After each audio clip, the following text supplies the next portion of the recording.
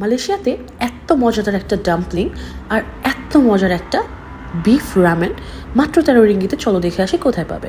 সবার প্রথমে কেএলসি এলআরটিতে আসতে হবে তোমাদেরকে।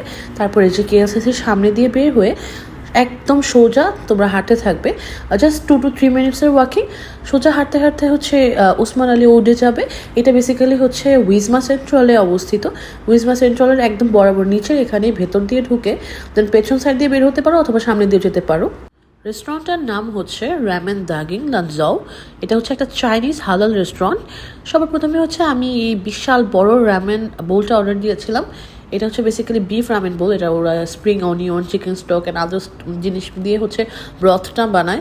ব্রথটা কিন্তু খেতে খুবই মজা, অ্যান্ড ওরা হচ্ছে ব্রথ ফ্রি দিবে তোমাদেরকে, নেক্সট তোমরা আবার রিফিল করতে পারবে।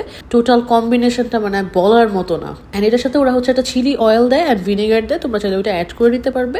আরও বেটার টেস্টের জন্য অলসো সয়া সসও নিতে পারবে। আফটার দ্যাট আমি 12 পিসের এই ডাম্পলিংটা অর্ডার করেছিলাম, অ্যাজ আমার অনেক দিন ধরে মোমো খেতে ইচ্ছে করছিল, অ্যান্ড মালয়েশিয়ায় মোমো আসলে অত বেশি পাওয়া যায় না। এই 12 পিসের এই চিকেন ডাম্পলিংয়ের প্ল্যাটারটার প্রাইস ছিল শুধুমাত্র 16 রিঙ্গিত। অ্যান্ড এইটার টেস্টও আসলে অসম্ভব মজা।